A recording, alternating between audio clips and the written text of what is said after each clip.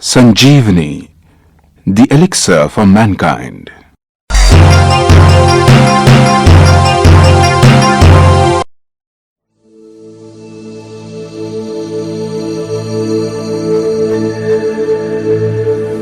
Welcome to a journey unlike any other you have undertaken before.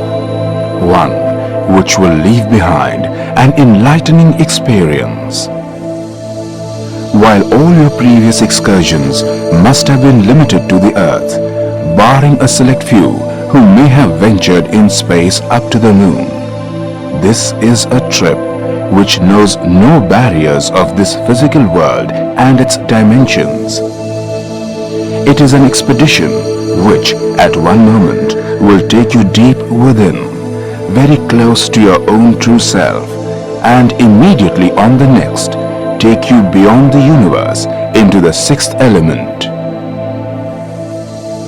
This is the journey along the path to perfection.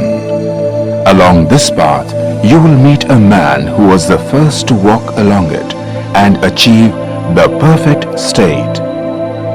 You will receive imperishable jewels of knowledge which will illuminate the path, and you will learn Raj Yoga meditation which will help you walk along it. You will also come to know more about the institution from where this path begins.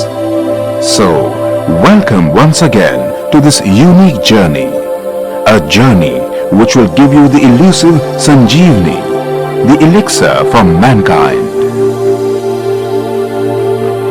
Adidev. On leafing through the pages of recorded history of human civilization over the past 2,500 years, we come across many personalities, both men and women, who have carved a niche in time for themselves. They have earned their rightful place in history through their words and actions. There have been rulers of great dynasties which have lasted many centuries. There have been religious preachers who have influenced many and have shown the path of worship. There have been thinkers who have revolutionized lifestyles and changed the face of humanity through their inventions. There have been leaders who have triggered off rebellions, both violent and non-violent. However, though each one of them was unique in his or her own way, no one was perfect. But as the sands of time had been quietly slipping away, over the past 64 years, a very small group of extremely fortunate souls were witness to the life of a man who was perfection personified. He was a ruler who ruled over his mind, body, and emotions with complete authority, taking absolute charge of his own destiny. He was a religious messenger who taught that true religion is that of universal love and brotherhood, something which he practically demonstrated through his every thought, word, and deed. He was a leader who sparked off a spiritual revolution, which today has grown into the world's largest spiritual university administered by women.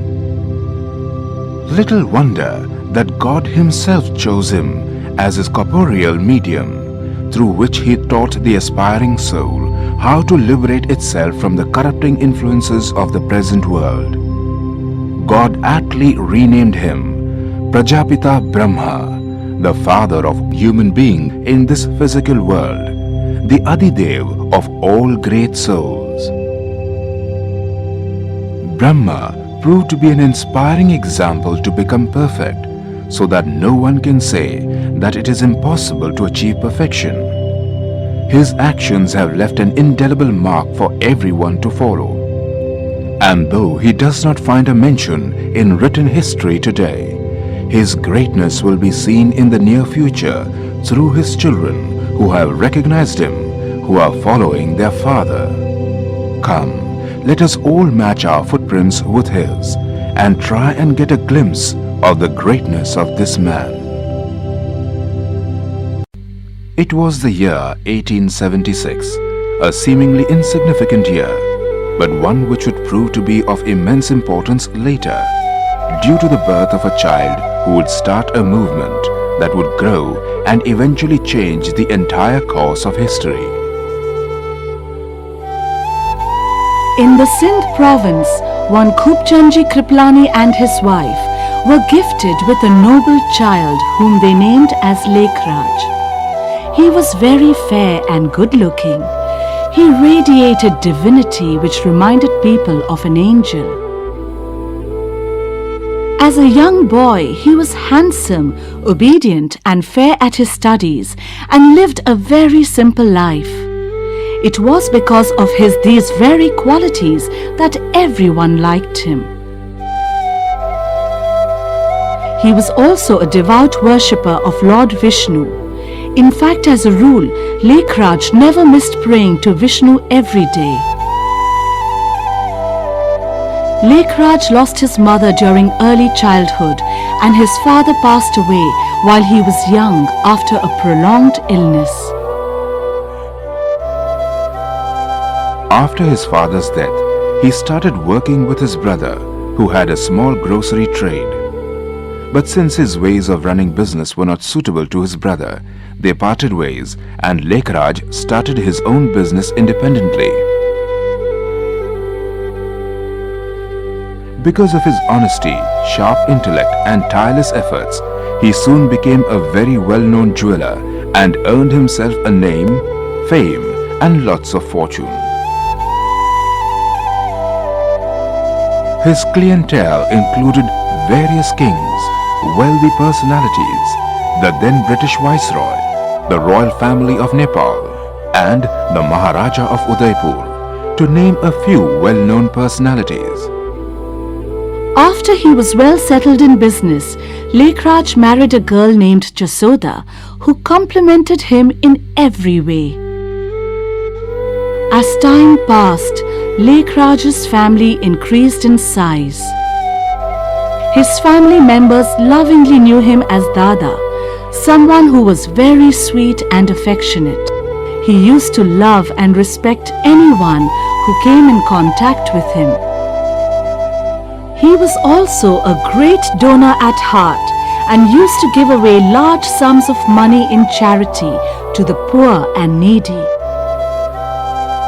Dada always believed and treated women on par with man. Once, when an artist friend presented him a picture of Lord Vishnu and Goddess Lakshmi, showing Goddess Lakshmi at the feet of Lord Vishnu, he suggested to his friend to alter it and show both standing together as equals.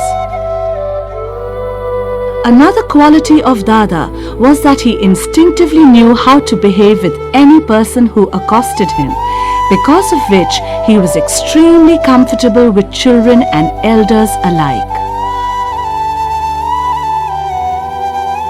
Dada was also blessed with an extremely magnetic personality, which used to attract anyone who came in contact with him and cast a divine impression.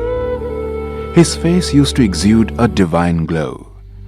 By seeing his eyes, one used to get the feeling that they have love and affection for the entire world. Dada in his life showed behavior which was befitting a king, showing discipline, hospitality, generosity and cleanliness.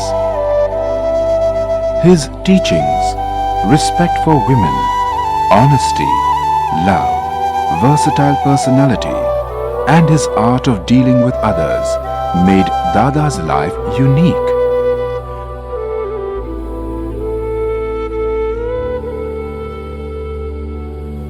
Dada led a very prosperous life. He was not self-centered. He had love and compassion for every human soul. He especially used to take time out to go alone to the seashore and pray for all the souls in the world. Even at the age of 60, he planned to continue working for at least 4 years till he became financially independent. But as it says, man proposes and God disposes. Accidentally, as per some godly scheme, Dada's mind started becoming detached from the materialist world. He started experiencing introvertness and he found joy in solitude. One day, when Dada was attending a religious gathering in his Mumbai residence, he had a different inner experience. He started feeling a wonderful kind of spiritual intoxication. He lost all sense of his physical body. In that state, he had the first divine vision of Lord Vishnu. When Dada narrated this incident to his then spiritual teacher, he realized from his teacher's expression that he was totally ignorant about this incident and it was beyond his capacity to enable him to see this vision. From this point, he was convinced that it is only possible for God, the Supreme Soul, to grant him this divine vision. After some time, Dada went to Benares, where he was staying at his friend's place. While he was there, Dada had a divine vision of the incorporeal Supreme Soul Shiva and the great destruction of old iron-aged world. He saw that huge bombs were destroying the world. It is worthwhile to note that when Dada had this vision, the atom bomb and the hydrogen bomb were not ready and were being experimented upon. Dada also saw that the world was being destroyed by a lot of natural calamities, huge floods, raging fires, torrential rains and massive earthquakes, leaving people running helter-skelter to save their lives. One day after the death of his relative Mulchand, he had a vision of Mulchand's final death stage. He saw that the soul got detached from the forehead and after traveling through the entire body, reached the toe. After that, the soul started withdrawing and again reached the forehead from where it left the physical body.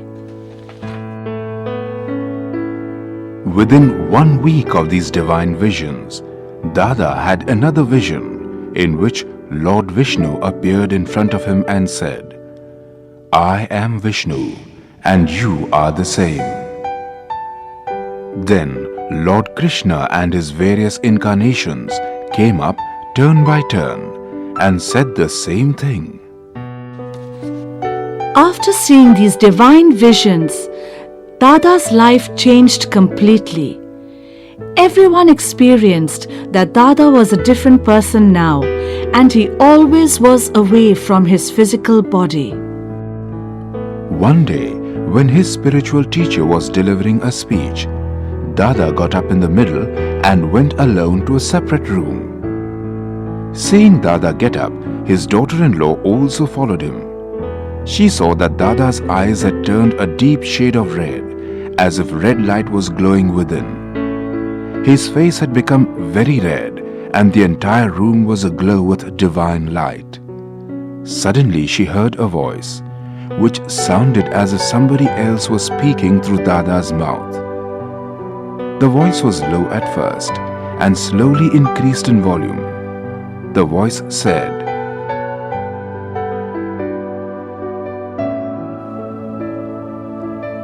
"Nijananda Rupam Shivoham Shivoham Jnana Swarupam Shivoham Shivoham Prakasha Swarupam Shivoham Shivoham,"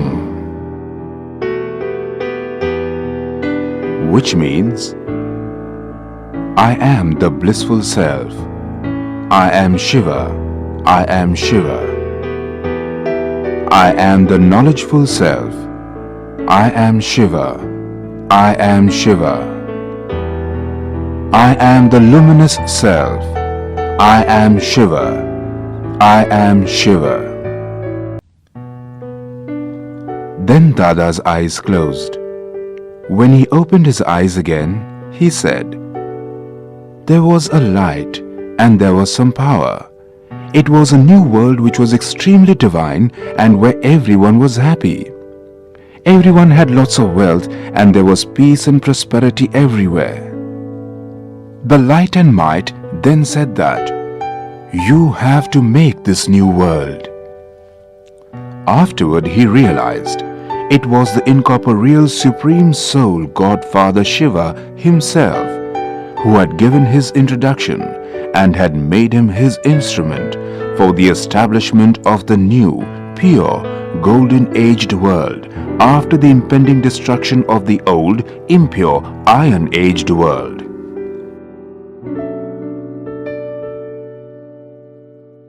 After these visions, Dada started narrating knowledge and his experience about the Supreme Soul to his family members. Soon the news spread and many of Dada's relatives started coming and listening to this knowledge. Lots of people in the near neighborhood also started having divine visions of Lord Krishna, the destruction of the iron-aged world, and the construction of the forthcoming golden-aged world. It was not long before almost the entire city came to know about these miraculous happenings. Apart from his friends and relatives, many young girls and men started attending this holy gathering, which started slowly increasing in size.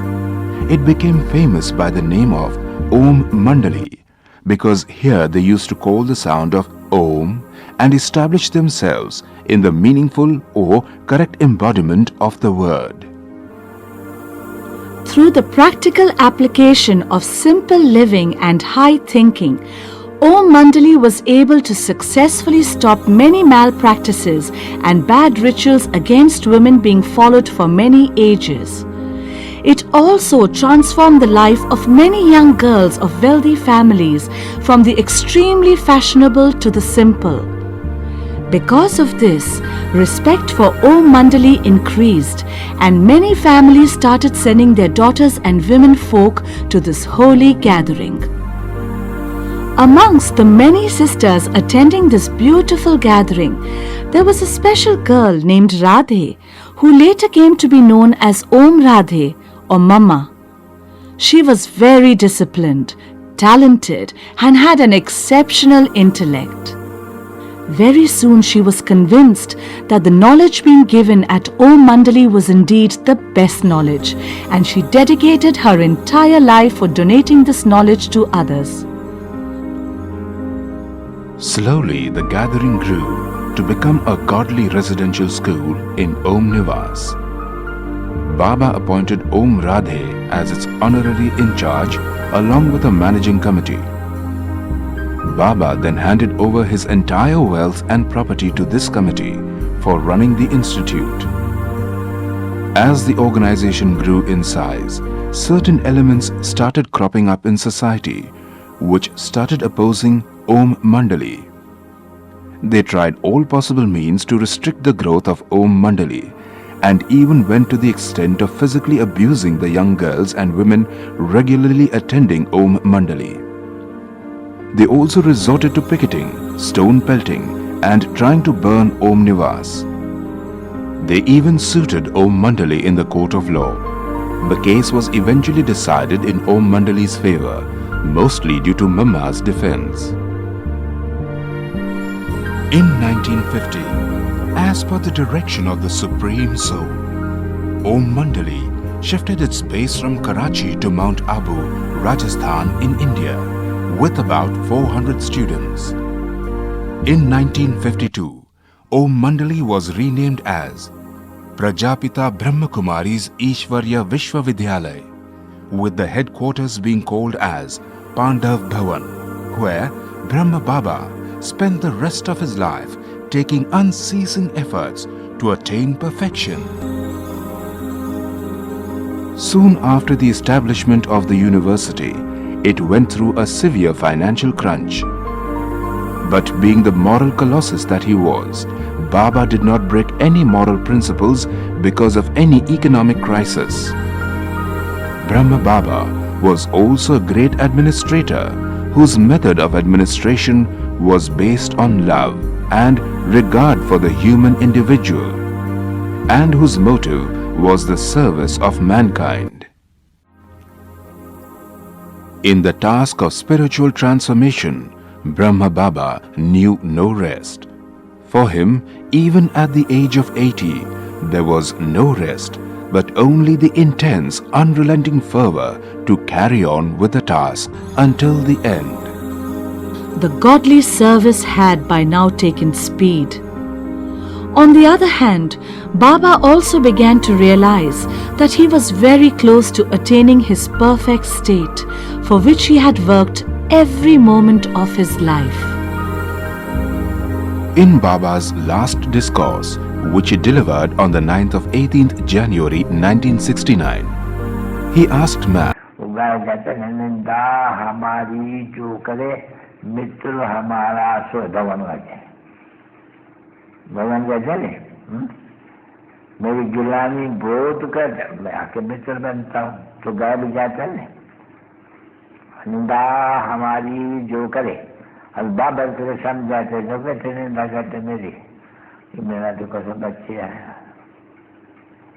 तो कह रहा मेरी प्रीत है इनके साथ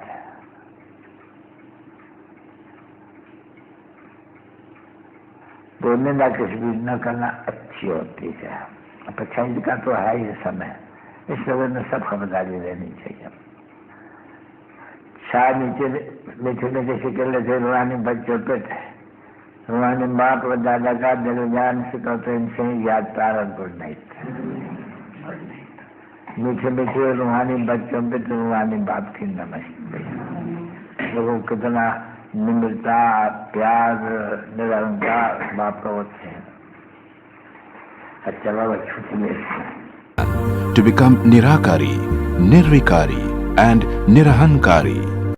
That is, to establish himself in the truth that he is an incorporeal soul and to be viceless and above all give up all pride, ego and body consciousness.